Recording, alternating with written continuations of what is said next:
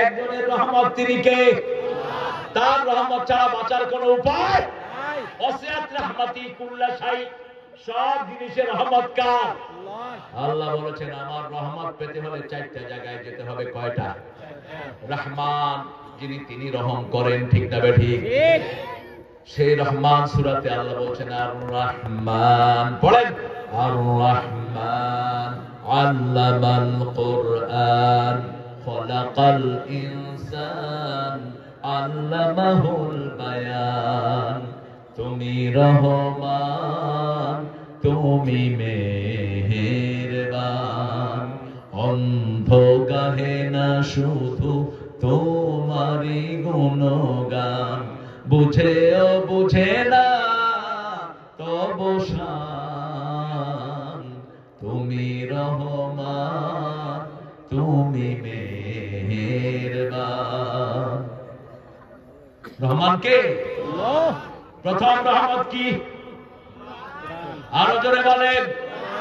এই কোরআন আসার আগে রাসূল ছিলেন আল আমিন, আর কোরআন নাযিল হওয়ার পরে তিনি হয়ে গেলেন মা আরসালনাকা ইল্লা রাহমাতাল লিল আলামিন।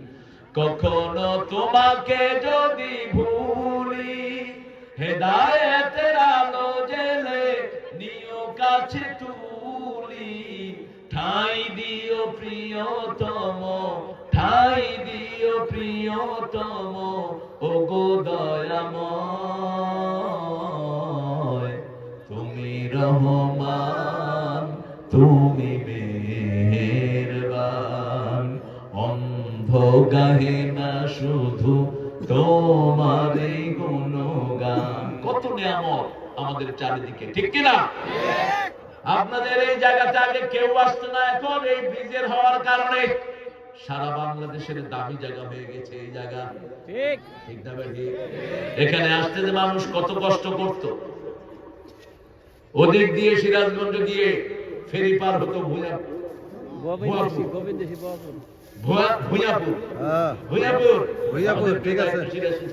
ভুঁইয়াপুরের। আল্লাহ তার হায়াত দারাজ করে দেন। কোরআনী আন্দোলন ইসপাহ সালাত, এই ভুঁইয়াপুরে একবার আমরা কিছু শিল্পী, ইসলামিক শিল্পী, গানের শিল্পী, আমি শিল্পী আবুল কাসেম, তিনি চলে গেছেন দুনিয়া থেকে, আল্লাহ জান্নাত নসিব করুন। এনার বিখ্যাত গান বীর মুসলমান ধরো আল কোরআন, ফিরে আনো সেই হারানো সম্মান।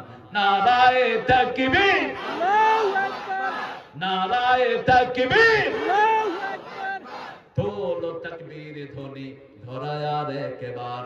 বীর মুসলমান যে আওয়াজ শুনে, ওরে মুসলমান ভয়ে কাঁপিত কাফের ও বেঈমান। সত্যের সেই হুঙ্কার দাওরে আবার, সত্যের সেই হুঙ্কার দাওরে তুলে আবার।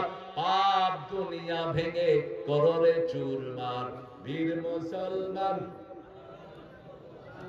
ফিরায় আনো সেই হারানো সম্মান। আল্লাহু আকবার। আল্লাহ কাশেম ভাইকে জান্নাতুল ফেরদাউস দান করুন। আর আমার সাথে ছিল গোলাম আজম সাহেবের শ্রেষ্ঠ কনয়, সবচেয়ে ছোটটা সালমান আল আজামি। তিনার একটা বিখ্যাত গজল আছে রাসূল সাল্লাল্লাহু আলাইহি ওয়াসাল্লামকে নিয়ে, তিনি লিখেছেন, অনেক সুন্দর লেখা। তিনি এখন ব্রিস্টল ইউনিভার্সিটির ইংলিশের চেয়ারম্যান, একজন বাঙালি। ব্রিস্টল ইউনিভার্সিটি ইংলিশের চেয়ারম্যান, ইংরেজদের ভিতরে। তেমন মানুষ মিলবে না রে ধরাতে ফের। রাসূলের মতো কেউ আসবে? কেউ আসবে না। আল্লাহ সালমান কেউ কবুল করুন, আমিন। আমরা ফেরি পার হয়ে পারে আসছি, দেখি যে কবুতর গোস্ত রয়েছে। 1984-83 হবে তো কবুতরের গোস্ত দামও কম, 10 টাকা 12 টাকা করে। খাইতে খাইতে বাস শেষ। শেষ বাস ছিল, শেষ বাস যাইতেছে। বাস কি? মুড়ির টিনে ফেল। মানে বাসের সর্বোচ্চ গতি হলো 25 কিলো। এই যে হেলে দুলে চলছে বাস, কইলাম দূরে বাস ডাক, আগে খায়া নেবে। শেষেতে হানার গাড়ি পাই না, ট্রাক্টর একটা তুলছে। এগুলো ইতিহাস। তখন টাঙ্গাইলকে কেউ চিনত না। ময়মনসিংহ দিয়ে আসতে গেলে তো মধুপুরের গড়ের এখানে বলেই আসতো, সন্ধ্যার পর থেকে গাড়িগুলা বন্ধ, ছোট্ট সরু রাস্তা। আর এখন টাঙ্গাইলে আসা 1 ঘন্টার ব্যাপার, ঠিক কিনা? গাড়িতে উঠলো আর চলে আসলো। মেইন রোড থেকে আপনাদের এখানে আসতে যদ্দূর লাগে, ওই ব্রিজের গোড়া থেকে মির্জাপুর যাইতে আরো কম সময় লাগে, ঠিক কিনা? গাড়ি চালায় যে আর হুঁশ থাকে না। এই বরকত দান করেছেন কে? আল্লাহ। আরো বরকত আপনি টাঙ্গাইলের বাড়ায়া দেন। এদের সবাইকে কোরআনের জন্য কবুল করেন। প্রথম রহমত হলো কোরআন পড়বো তো। কোরআন আছে যেখানে রোগ নাই সেখানে, কোরআন আছে যেখানে ঘুম আসে। কোথায়? মসজিদে কি আসে? কেন ঘুম আসে? মসজিদে সব সময় কোরআন তেলাওয়াত হয়, রহমতের জায়গা, ঠিক না বেঠি? সিনেমা হলে কারো ঘুম? সব ডাকায়। কি হয়েছে? আন্দেশ কোথায় যায়?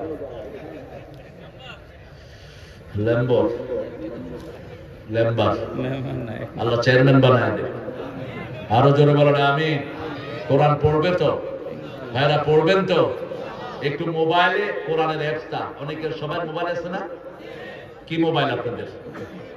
সবাই তো পয়সাওয়ালা মানুষ, শুধু আমি একটু। এটা হলো আমার আইফোন লেটেস্ট আইটেম। হ্যাঁ, এটাই রাখবেন, তাহলে কোন কাফের আপনার আইডি সম্পর্কে জানবে না।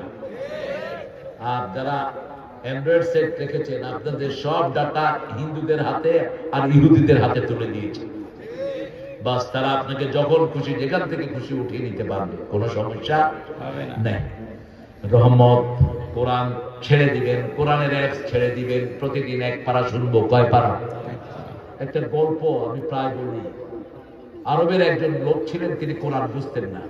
যেমন বাংলাদেশের বহু মানুষ আছে বাংলা ভাষা বুঝে না। যেমন নজরুলের কবিতা যদি কেউ পড়ে, আধরাতে যদি ঘুম ভেঙে যায়, মনে পড়ে মোর হে প্রিয়, চাঁদ হয়ে রব আকাশের গায়। তারপরে কি? বাতায়ন খুলে দিও। এটা কিন্তু নজরুলের লেখা।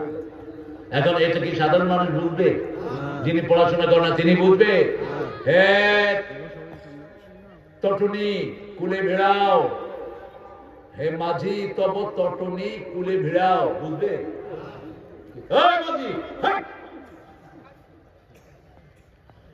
উনি আরবি কথা বলেন কিন্তু কোরআন বুঝতেন না। কোরআন নিয়ে বসে থাকতো। ছেলেরা বলে, বাবা তুমি কোরআন বুঝো না, কোরআন নিয়ে বসে থাকো কেন? বাবা বলছে, শোনো বাবা, খলি চিনেন?